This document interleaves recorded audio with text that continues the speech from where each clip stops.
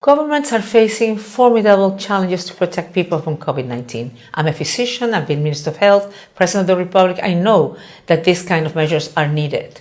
But the emergency power some governments have adopted should not be used as a weapon to quash dissent, control the population, and even perpetuate their time in power. Exceptional measures should be used to cope effectively with the pandemic. Nothing more, nothing less. Under human rights law, states are able to restrict some rights to protect public health.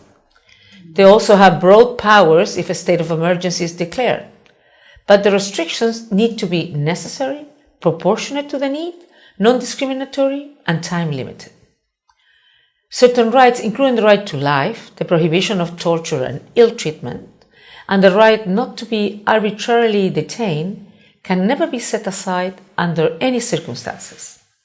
Police and security forces in some countries have used excessive and sometimes lethal force to make people abide the lockdowns and curfews. Shooting someone for breaking a curfew because they are desperately searching for food is clearly unacceptable and unlawful. So it's making it difficult or dangerous for a woman to get to a hospital to give birth. In some cases, people are dying because the way the measures supposedly put in place to save them are being applied. So to help states in the response to COVID-19, the UN Human Rights Office has issued new guidance on exceptional and emergency measures. Our guidance stresses that law enforcement officials should only use force when strictly necessary. Some countries have introduced measures and laws that refer to vaguely defined offenses. Some are detaining people for breaking lockdowns, thereby adding to congestion in prisons. This risks making the pandemic worse.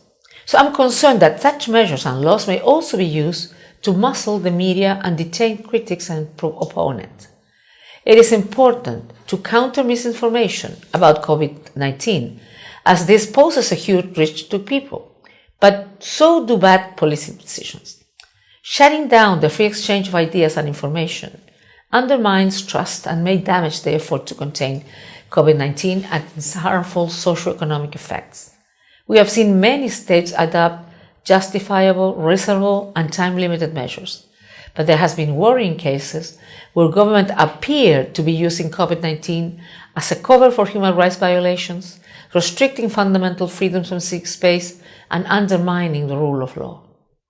Exceptional measures and state of emergency should be independently reviewed and subject to proper and regular parliamentary, judicial, and public oversight. It is clear states need additional power to cope with this crisis, but the abiding principle must be that exceptional measures are enforced humanly. If the rule of law is not upheld, then the public health emergency risks becoming a human rights disaster, and the negative effects will long outlast the pandemic itself.